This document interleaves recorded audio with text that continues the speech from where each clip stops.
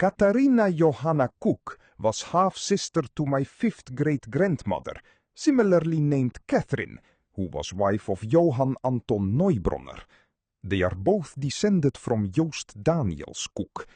My fifth great-grandmother was the daughter of Sylviana de Grasa, Joost Jansen Koek's second wife, whilst Catharina's mother was the daughter of a Prussian Johann de Rot and a freed Portuguese Sinhalese slave named Vanula van Mandaro.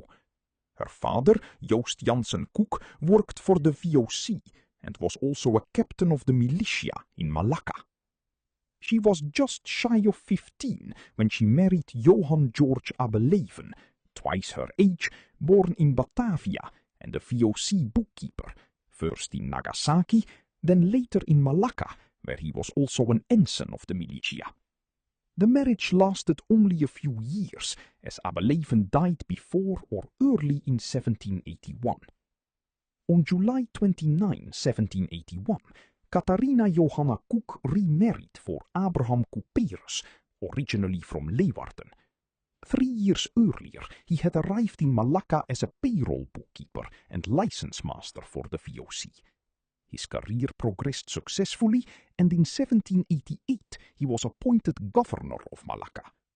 Catharina and Abraham had a daughter, Gesina, 1784 to 1828, and a son, Petrus Theodorus, 1787 to 1823.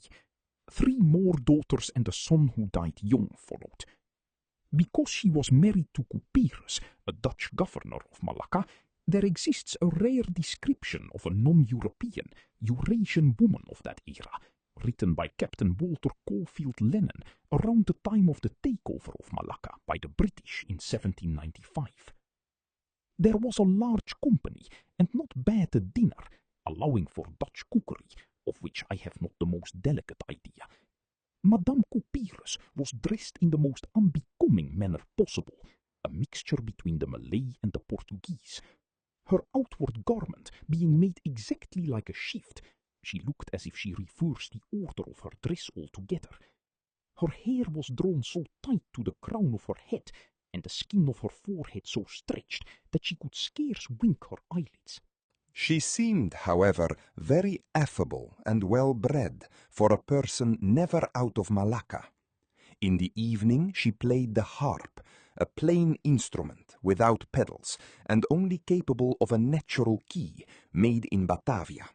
She was accompanied by some of her slaves on violins, and altogether made very good music for a Dutchman to sleep to. She chewed betel incessantly, as did the other ladies in company, and every chair in the room was furnished with a cuspidor to spit in, for while the ladies chewed and played, the Dutchmen smoked their long pipes and drank klein beer, which is some of the best malt liquor I ever tasted. Her garment is a version of the kebaya, a long robe worn by the ruling class of India, as well as the Middle East, that some historians say was subsequently brought to Malacca by Portuguese Eurasian women from Goa and adopted by local Malay women. The description of Mrs. Couperus can similarly be found in travelogues of that era, describing Indische women wearing local dress and chewing betel. Johann Splinter Stavorinus, in his travelogue Voyages to the East, describes the garment as a light gown of cotton or silk, often white or patterned. Below are illustrations of Eurasian or Mestizo women in the East Indies by François Valentijn, 1726, Cornelius de Bruin, 1718, and Johann Niehoff, 1744. Lennon also describes Catharina playing the harp. She played the harp, a plain instrument without pedals and only capable of a natural key, made in Batavia. She was accompanied by some of her slaves on violins, and altogether made very good music for a Dutchman to sleep to.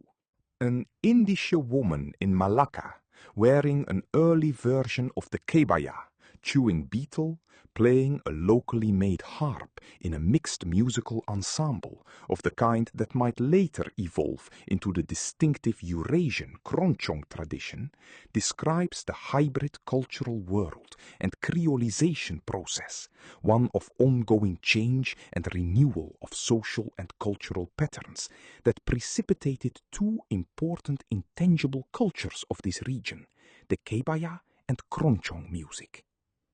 On the surrender of Malacca, the English transported Abraham Cooperus, his officers and family as prisoners of war to Tranquebar in India, and thus Catharina Koek also ended up there, where her seventh and last child, a daughter, was born in 1798. It was not until 1807 that the English released them and the family moved to Batavia. In 1811, Cooperus was appointed to the Council of the Indies, and in 1812 to the Council of Justice in Surabaya, where he died the following year.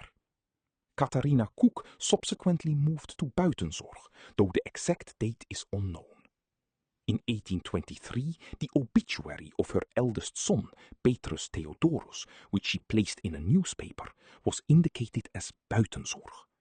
She herself died there almost 20 years later, in February 1843. Her eldest daughter, Gesina Cooperus, married Jan Samuel Timmerman Thijssen, who would become the next incoming Dutch governor of Malacca. Her great-grandson, Louis Cooperus, would go on to become a highly successful writer.